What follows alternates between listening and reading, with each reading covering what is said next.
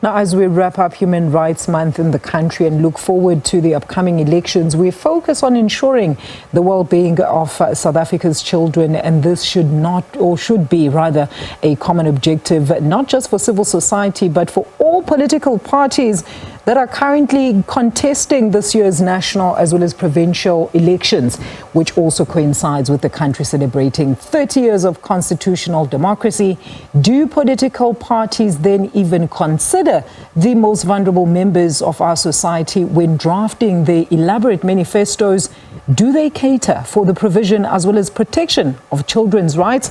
Well, let's expand this discussion by welcoming Kentse Radebe, the Deputy CEO of the DG Murray Trust. Kentse, thank you so much for joining us. Welcome. Look, a very interesting aspect, right, in looking at what political parties actually consider when drafting their manifestos besides your usual unemployment as well as load shedding tickets.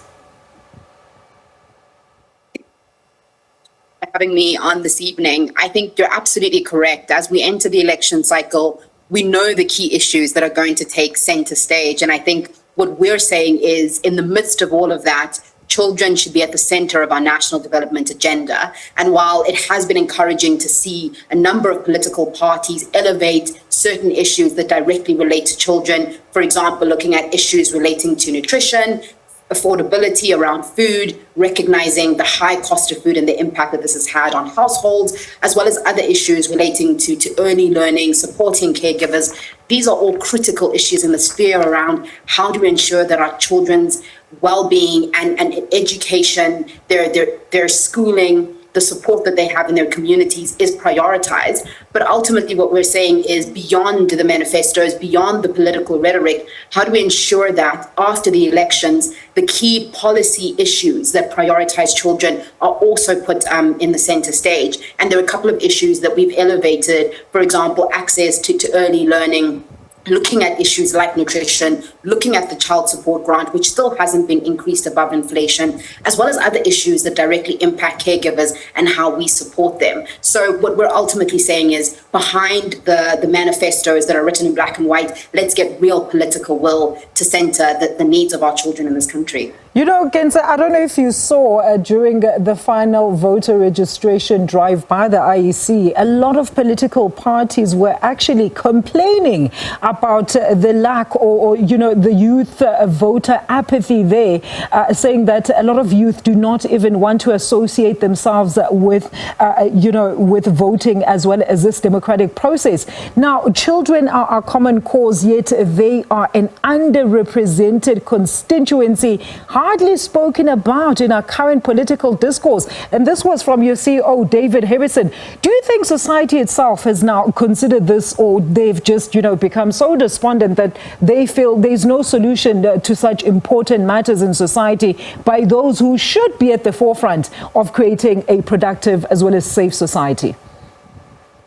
I think the first part to have this conversation is to recognize that South Africa has a very vibrant civil society. Mm-hmm. And that's acknowledging, I think, exactly what you're framing, that we found ourselves over the last decade, 15 years, in a very tumultuous space relating to issues like high unemployment, crime, violence, load shedding, etc. Mm-hmm. So I think when we talk about the discourse, we often do feel like certain groupings, whether it's young people, aren't necessarily being represented in the conversations that we're having around the future of this country. But I would actually, in most of the we engage in the organizations that we partner with, whether that's directly organizations that are working with children, working with young people, the trends that we're seeing is that people want to engage. People want to be a part of the conversation. People want to be a part of, co-creating and a different and alternative narrative about who we are as South Africans. But I think that this is made rather difficult in the current economic climate that we face. And I think particularly around issues relating to children, which sometimes can be made invisible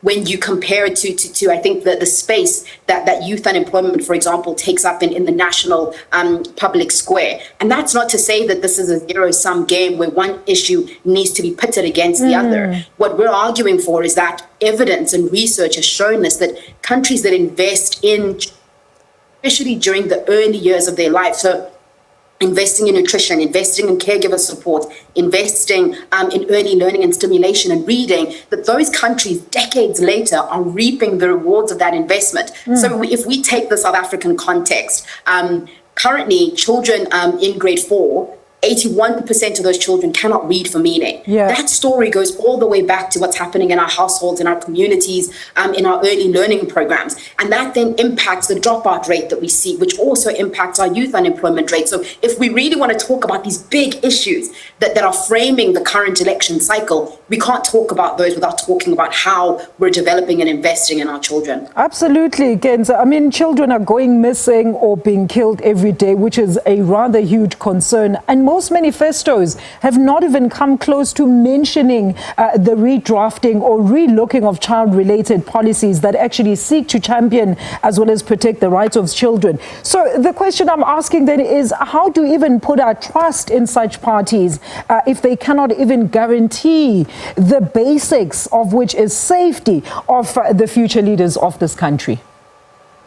I think that's in two parts. And I think that the part that we're championing, particularly through the work that we're driving through our Change Ideas initiative, is to say, we as civil society, we as community members, we as parents, we know the issues that are directly impacting our children. We know the issues that we want politicians to address. And we're saying, if we're engaged in these conversations around what are the key levers that we can be pulling to address these issues, then we can start having much more generative and productive conversations with our politicians. So the Change Ideas initiative that DGMT has pulled together really highlights 10 ideas and focused areas, one of them being children, and provides actionable, evidence-based policy recommendations around issues relating to exactly what you're saying. How do we protect our children? How do we ensure that their well-being is prioritized? And we're not saying this isn't an issue or a problem that solely rests at the feet of our politicians. You know, the democratic process isn't just those who are in office. It's all of us as a society. We have to have vibrant engagement, whether it's at our churches, at our schools,